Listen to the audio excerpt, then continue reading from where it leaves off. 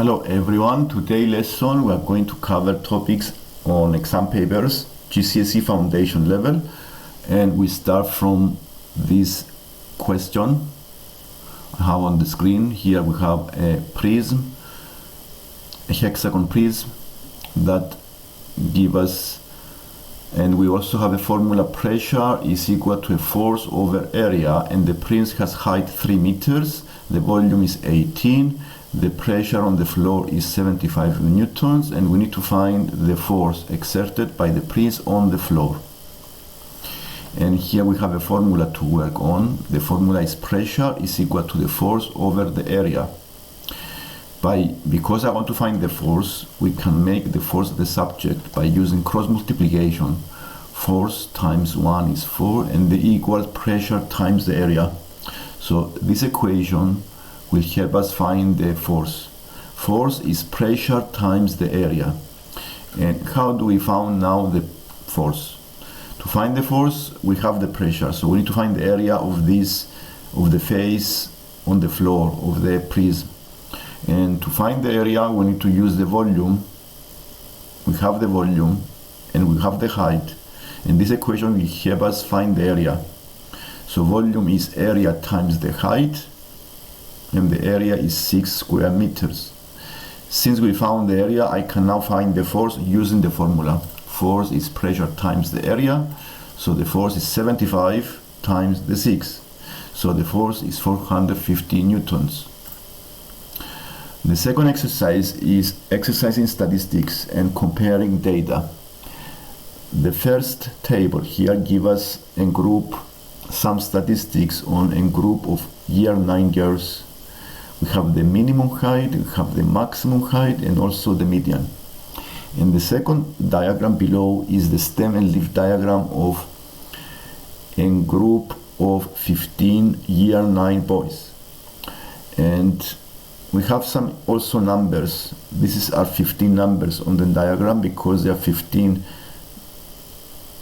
heights of the boys, and the key give us some idea about the numbers. 15 line 8 means 158. So we need to compare the two distributions. To compare, we can compare the medians, which is the median of the height of the girls and the median of the height of the boys. So in the stem and leaf diagram, we don't have the median, but we have the numbers. Since there are 15 numbers, the median is the middle. And the middle of 15 is 8, because the middle divides the two data in the same number, 7, 7, and 1 in the middle. So the 8th is the median. I found the 8th number starting from the 158, and this is the 168. And you see here that the 168 is the median for the boys, for the group of boys, which is higher than the median of the group of girls, 165. And this gives us an idea that the group of boys are taller than the group of the girls. To find the range, we use the formula. Range is the difference between the highest value, take away the lowest value. And this gives us 20 for the first group.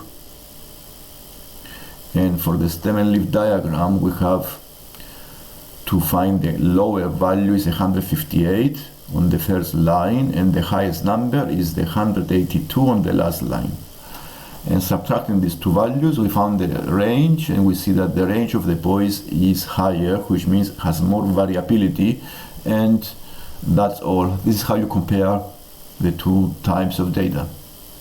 The other exercise, this is an exam style question, give us a triangle and two parallel lines inside the triangle.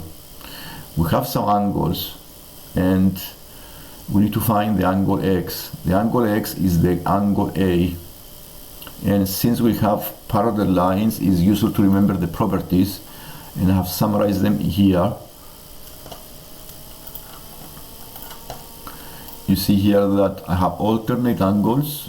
These are equal. The alternate angles are the opposite, the Z angles. 1, 2 are alternate, they are equal. And also corresponding angles, 1, the 3 are corresponding, they are also equal. Total angles in a triangle are 180. Okay, so using these facts, We can also find the angle B, which is 32, because I know a straight line is 180.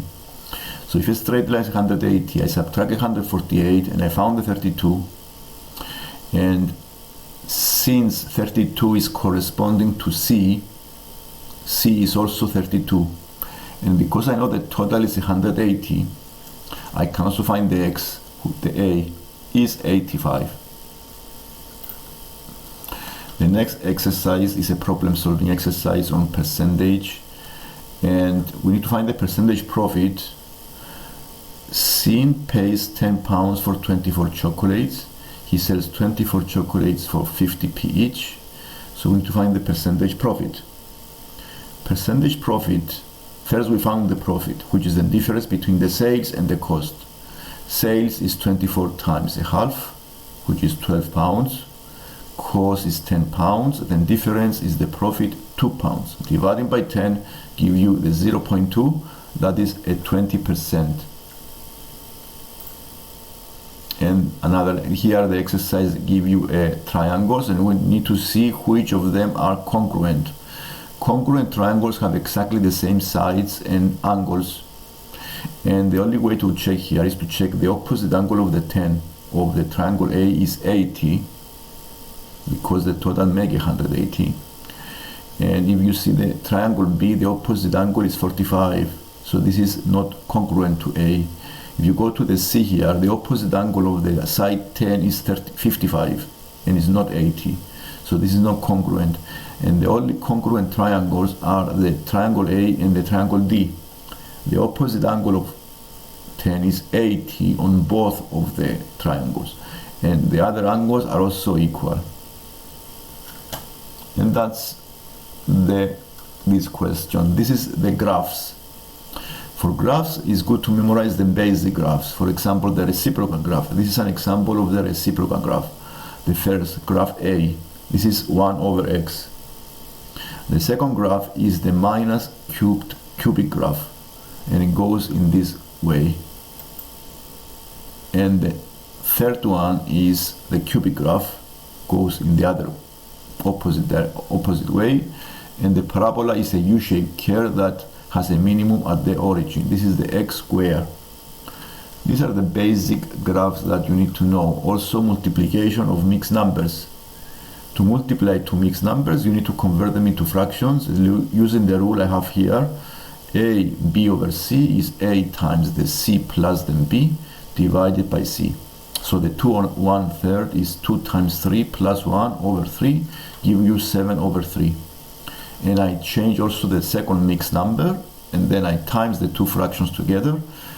Before multiplication, it's better to start with division. I divide 15 by 3, and this gives you 5.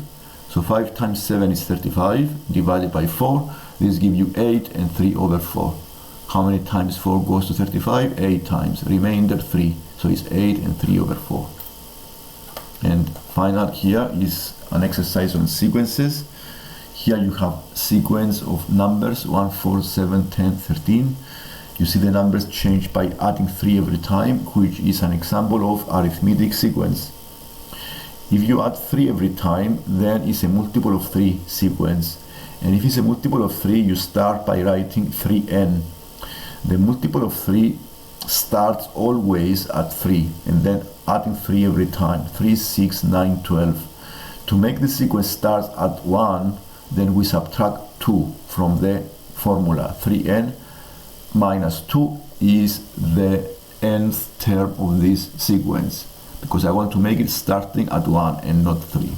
That's why I subtract the 2. And this is the lesson on sequence, and this is an example of exam questions, paper 1 on GCSE foundation level.